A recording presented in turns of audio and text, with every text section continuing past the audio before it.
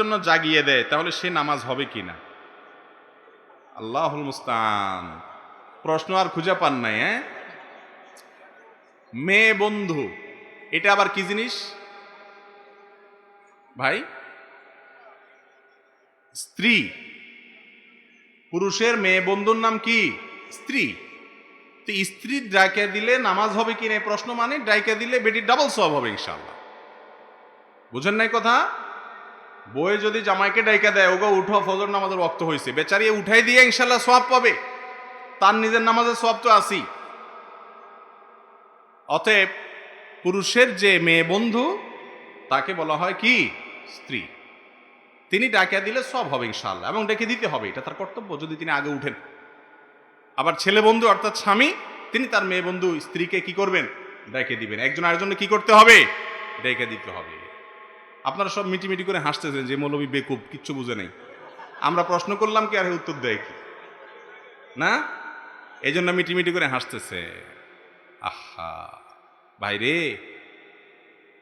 মনে রাখবেন, কোন অবিবাহিত নারী এবং পুরুষ একে অন্যের কখনো বন্ধু হতে পারে না, পারে না, পারে না।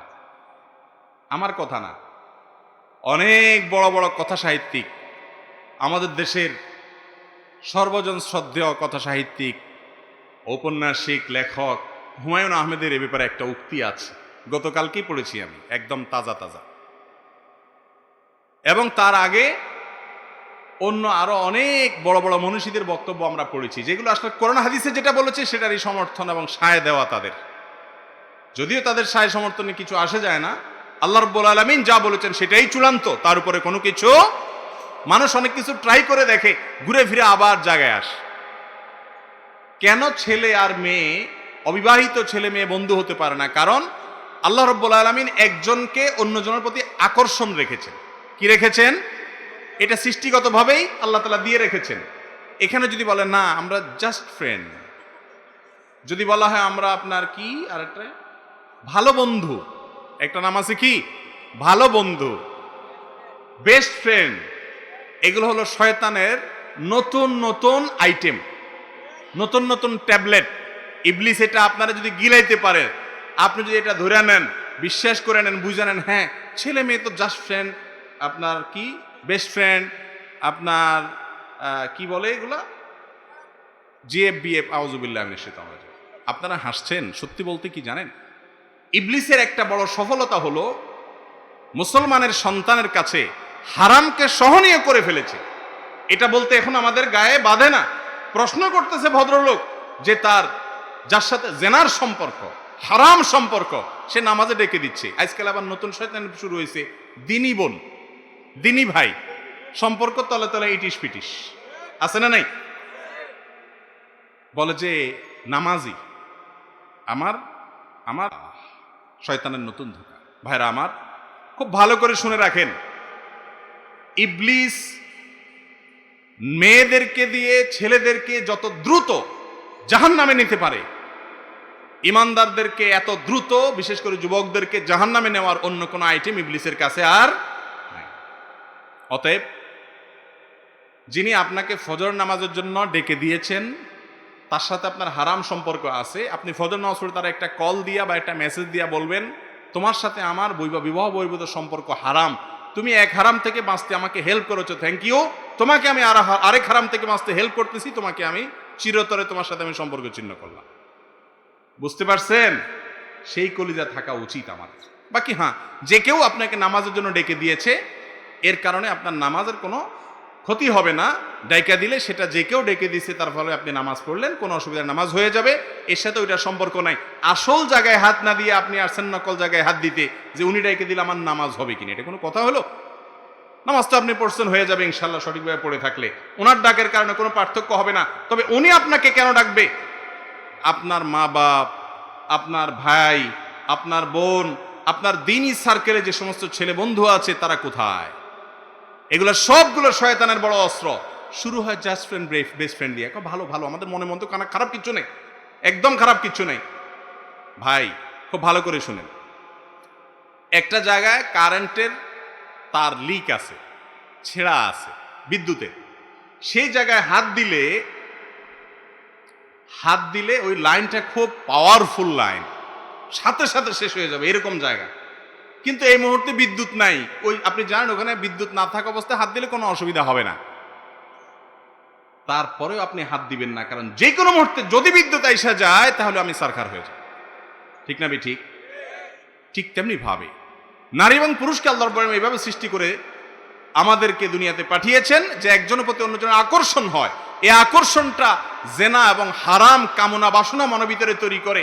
প্রথম হয়তো মনের ভিতরে খারাপ কিছু আসে না, কিন্তু একটা সময় আসবে, এতে কোনো সন্দেহের অবকাশ।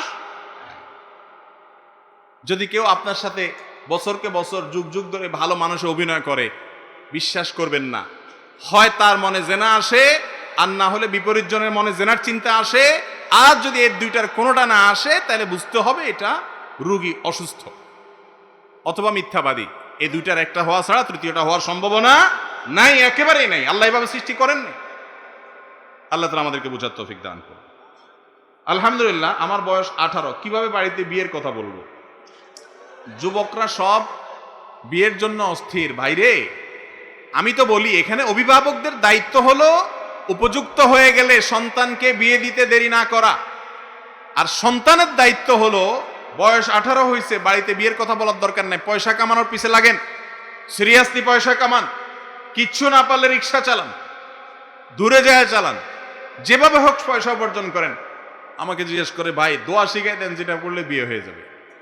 দোয়া পড়লে বিয়ে হয়ে যাবে এত সোজা না তো ভাই। পয়সা কামান, বাপ্পা যখন দেখবে ছেলে কামাইতেছে বিয়ে দিবে, বাপ মা দেয়া লাগবে না, মেয়ের বাপরা এসে জোর করে মেয়ে দিতে বাধ্য হবে। পয়সা কামান, উপার্জন করেন। অলস থাকবেন বৈশা বৈশা সুবহানাল্লাহ আলহামদুলিল্লাহ পড়বেন আর বলবেন যে হুজুর বিয়ে করে দেন, এত সহজ না। যুবকরা বিয়ের জন্য হালাল উপার্জন করবেন। মুরব্বীরা যেরকম বিয়ে দিয়ে দেওয়া উচিত, যুবকরাও বিয়ের জন্য নিজেকে উপযুক্ত করা উচিত, চেষ্টা করা উচিত।